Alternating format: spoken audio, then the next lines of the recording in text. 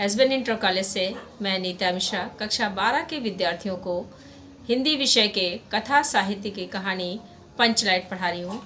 पंचलाइट कहानी सुप्रसिद्ध आंचलिक कहानीकार फणीश्वर नाथ रेणु द्वारा रचित है। आंचलिक कहानी विशेष क्षेत्र के परिवेश पर आधारित कहानी होती है। इस कहानी में पेट्रोमैक्स को गांव वाले पंचलाइट या पंचलेट कहते हैं। इसके माध्यम से कथाकार ने ग्रामीण परिवेश और ग्रामवासियों के मनोविज्ञान की यथार्थ झलक प्रस्तुत की है। ग्रामीण समाज के जाति के आधार पर टोलियों में विभक्त होता है समाज, और सभी आपस में ईर्ष्या द्वेष के भाव से भरे होते हैं।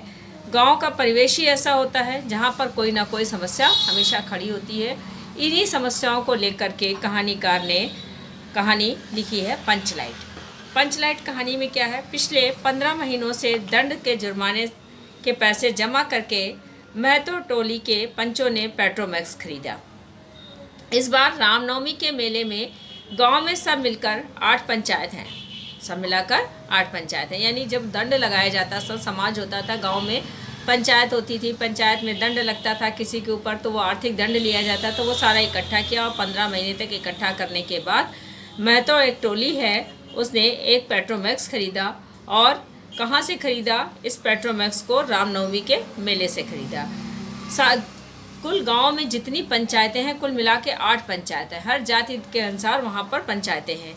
हर एक जाति की अलग अलग सभा चट्टी है। सभा चट्टी का मतलब सबका अलग अलग समुदाय है।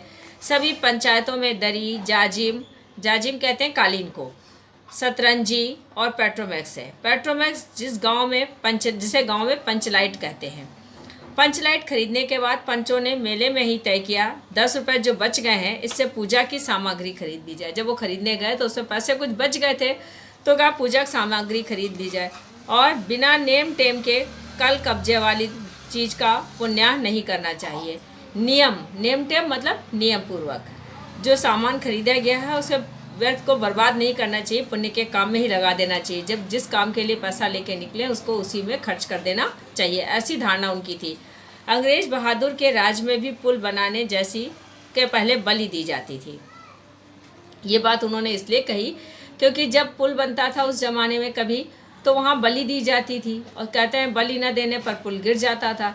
तो इन्होंने भी सोचा कि बिना पूजा पाठ के अगर जो पेट्रोमैक्स है वो अगर ले लिया जाएगा, चला दिया जाएगा, तो उसमें दिक्कत होगी। तो मेले में से सभी 5 दिन दहाड़े ही गांव लौटे। 5 दिन दहाड़े ही यानी दिन में ही लौट आए थे गांव से। और सबसे आगे पंचायत का छड़ीदार जो मुखिया होता है, पंचलाइट का डिब्बा माथे पर लेकर, माथे का मतलब सर पर रखे हुए, उसके पीछे सरदार, दीवान और पंच वगैरह सब के सब चले आ रहे थे। गांव के बाहर ही ब्राह्मण टोली के फुटंगी झा ने, नाम है फुटंगी झा ने टोक दिया, कितने में लालटेन हुआ महतो? मतलब पूछते हैं गांव में कि भैया कितने में खरीद के लाए हो? तो कहते हैं देखते नहीं पंचलाइट है। वामन टोली के लोग ऐसे ही बात करते हैं।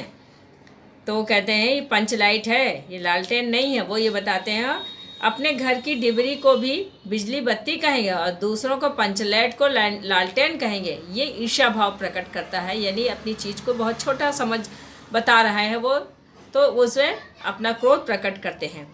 टोली भर के लोग जमा हो गए, सब लोग उस टोली के इकट्ठा हो गए। औरत, मर्द, बूढ़े, बच्चे सभी अपना अपना काम छोड़कर आ गए। चल रे चल, अपना पंचलाइट आ गया। पंचलाइट छड़ीदार अग्नू महतो रह कर लोगों को चेतावनी देने लगा। अब सब लोग दौड़ दौड़ कर आ गए उस पेट्रोमैक्स को देखने के लिए। तो जो छड़ीदार अग्नू महतो था, जो वो लोगों को चेतावनी दे रहा है, हाँ भैया दूर रहना, दूर छूना मत, दूर रहो, दूर, ठेस ना लग जाए। मतलब ये चेतावनी दे रहा है कि ऐसा ना हो कोई नुकसान हो जाए। उनके लिए बड़ी अजूबी चीज़ थी। सरदार ने अपनी स्त्री से कहा सांझ को पूजा होगी, जल्दी से नहा धोकर चौका पीढ़ा लगाओ। पूजा पाठ होती है तो वहाँ लिपा पोती होती है, पाटा रखा जाता है, तो वह सारे काम करने के लिए सरदार ने अपनी स्त्री से कह दिया। टोले की कीर्तन मंडली को मूलगन ने अपने भगतिया पक्षकों को समझा कर कहा देखो आज पंचलाइट की रोशनी में कीर्तन होगा। कीर्तन तो हमेशा होता था, लेकिन आज कहाँ होना, पहले तो डिबरी जलती थी, यानी जो शीशों में तेल भर के लोग जला देते हैं, कुप्पियाँ जलाई जाती थी जिसको कुप्पी भी कहते हैं, लेकिन आज बता रहे हैं कि वो पंचलाइट में कीर्तन होगा।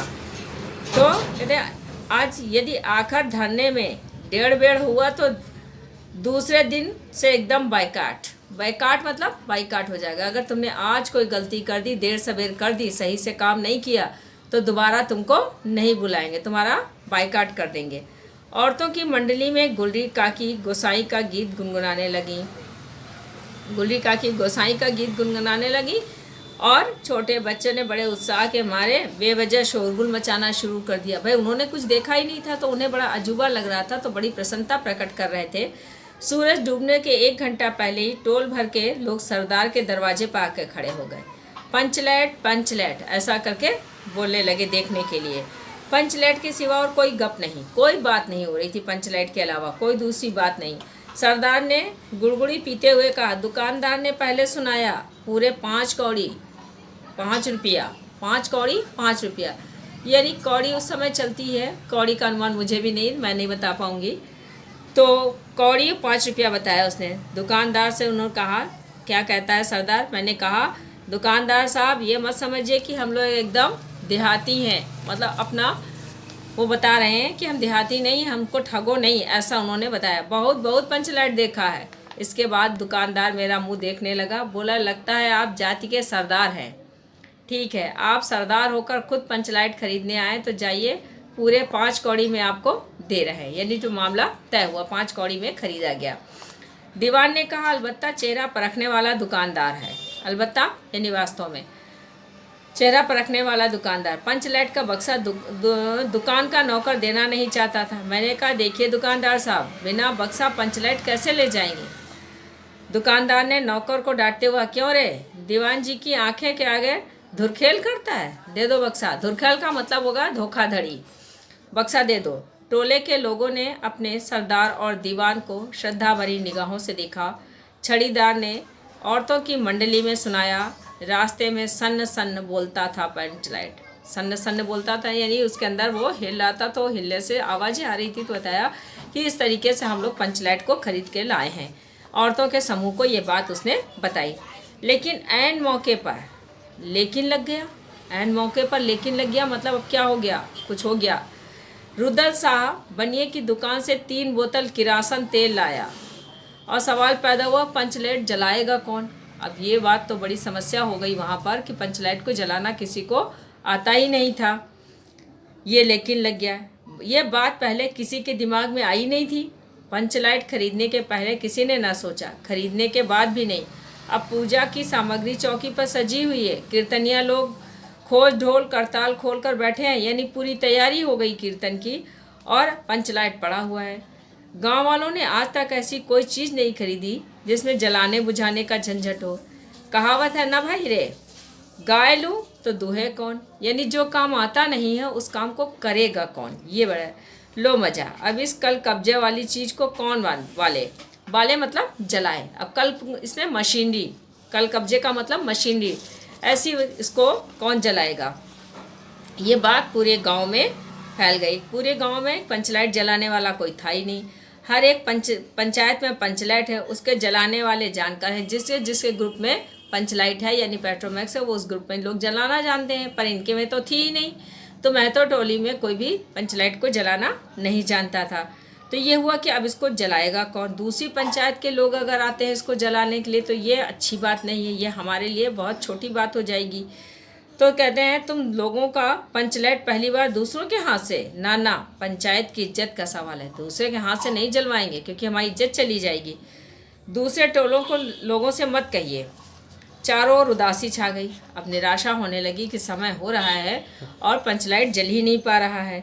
अंधेरा बढ़ने लगा। किसी ने अपने घर में डिबरी तक नहीं जलाई थी। सबने सोचा आज तो पंचलैट जलेगी, यानी पेट्रोमैक्स जलेगा, उसी के उजाले का मजा लेंगे। और पंचलैट के सामने डिबरी जलाता भी कौन है। सब किए किराए पर पानी फिर गया।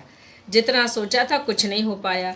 सरदार, दीवान, छड़ीदार मुंह में बोली नहीं। अब कोई कुछ कह ही नहीं पा रहा। मुंह में बोली नहीं है, मुहावरा है, तो कोई कुछ बोल ही नहीं पा रहा था कि अब क्या होगा। चेहरे तो उतर गए थे। फिर किसी ने दबी आवाज़ में कहा, कल कब्जे वाली चीज़ का नखरा बहुत बड़ा होता है, यानी मशीनी चीज़ का नखरे बहुत सहने पड़ते हैं। एक नौजवान ने आकर सूचना दी। राजपूत टोली के लोग हंसते हंसते पागल हो रहे हैं। उन्होंने बताया कि दूसरी टोली के जो लोग हैं, राजपूत टोली के, वो हमारा मजाक बना रहे हैं। कहते हैं कान पकड़कर पंच लाइट के सामने 5-6 बार उठो तुरंत जलने लगेगा। मजाक क्या बना रहे हैं कि उठक बैठक लगा लो उसके सामने तो वो जल जाएगा। क्या ऐसा संभव था? नहीं था। पंचों ने सुनकर मन ही मन कहा, भगवान ने हंसने का मौका दिया सो हंसेंगे नहीं। अब वही मौका है उनके पास, हमारे यहाँ कोई जलाना नहीं आता इसलिए वो हंसेंगे ही। एक बूढ़े ने लाकर खबर दी, रुदल साहब बनिया भारी बतंगड़ आदमी है, कह रहा है पंचलाइट का पप्पू जरा होशियारी से देना। पप्पू यानी पंप भरना होता है, उसमें हवा भरनी है। आपने देखा होगा पंचलाइट पुरानी पिक्चरों में कि शादियाँ होती तो सर्वे में लालटेन टाइप का रखा रहता था बड़ा सा, और उसमें जो है हवा भर के जलाया जाता था, तो वो पंचलाइट। अब ये पंचलाइट, ये पेट्रोमैक्स आजकल के वाला गैस वाला नहीं, उसमें जो है केरोसिन भरा जाता था। तो पंचलाइट से फरियाद की गई कि गोधन उसकी बेटी को देख, नहीं इससे पहले ही नहीं, गुलरी काकी की बेटी मुंडी के मुंह में बार बार एक बात आकर लौट जाती थी। जो गुलरी काकी थी गांव की, उनकी बेटी थी मुंडी, उसके मन में एक बात आती थी और बार बार वो कहना चाहती थी लेकिन कह नहीं पाती थी। बोले भी कैसे, बेचारी बड़े असमंजस में थी। क्यों? क्योंकि वो जानती थी कि गोधन जो है वो पंचलाइट जलाना जानता है। गोधन कौन था? उसका प्रेमी था, जिसको जो है वो परिवार समुदाय वाले लोगों ने हुक्का पानी बंद कर दिया था, उसको सामाजिक बहिष्कार उसका हो चुका था। मुंडी की काकी ने पंचायत से फरियाद की, गोधन रोज उसकी बेटी को देखकर सलम सलम वाला सलीमा का गीत गाता है। मतलब शिकायत उसकी माँ ने कर दी थी पंचायत से, और इसीलिए पंचायत ने, और गाना क्या गाता था, हम तुमसे मोहब्बत करके सलम। तो इसलिए जो है पंचायत ने उसका हुक्का पानी बंद कर दिया था। अब पंचों की निगाह गोधन पर बहुत दिनों से चढ़ा हुआ था, मतलब बहुत दिनों से उस पर नज़र रखे थे। वो दूसरे गांव में जाकर बस गया था गोधन, और अब तक टोलों के पंचों को पान सुपारी खाने के लिए भी कुछ नहीं दिया गया। परवाह नहीं करता है, बस पंचों को मौका मिला 10 रुपया जुर्माना लगा दिया। ना देने से हुक्का पानी बंद कर दिया। अब उस पर जो जुर्माना लगाया उसने पैसा दिया नहीं तो उसका हुक्का पानी बंद कर दिया, यानी सामाजिक बहिष्कार कर दिया। आज तक गोधन जो है पंचायत से बाहर है। अब उससे कहा भी तो कैसे जाए, कहा मुंडी उसका नाम ले भी तो कैसे ले। उधर जाति का पानी उतर रहा था, यानी पानी उतरना का मतलब सम्मान खो रहा था। इसलिए मुंडी चालाकी से अपनी सहेली कनेली के कान में ये बात डाल दी, यानी उसने उसको बता दिया। अब कनेली जो थी वो क्या बोलने लगी, चिगो दिग चिन। कनेली मुस्कुरा कर रह गई।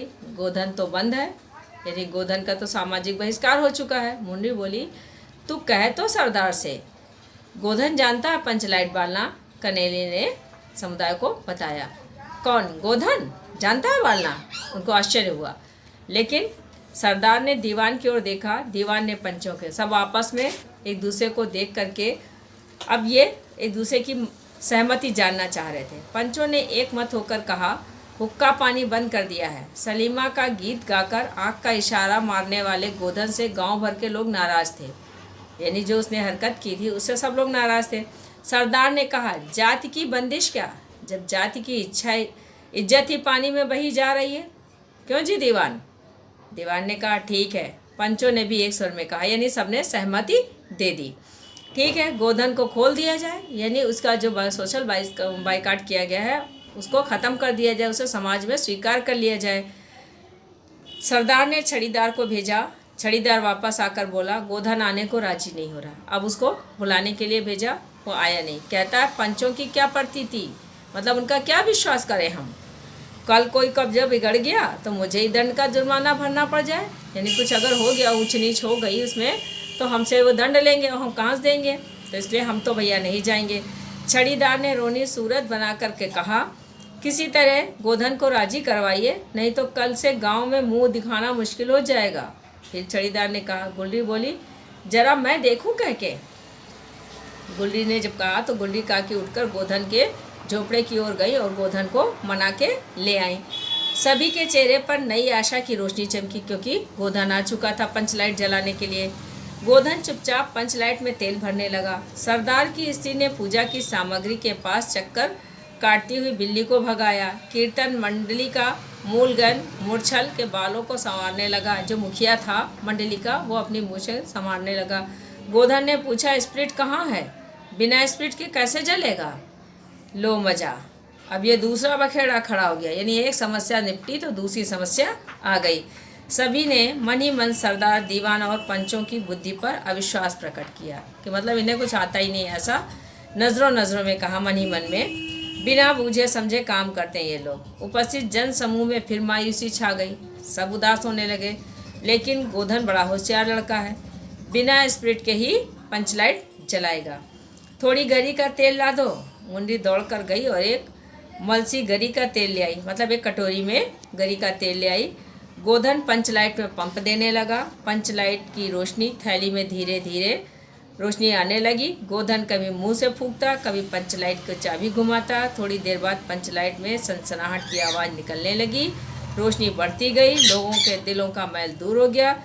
सबने सोचा गोधन जो है बड़ा काबिल लड़का है। अंत में पंचलाइट की रोशनी में सारी टोली जगमगा उठी।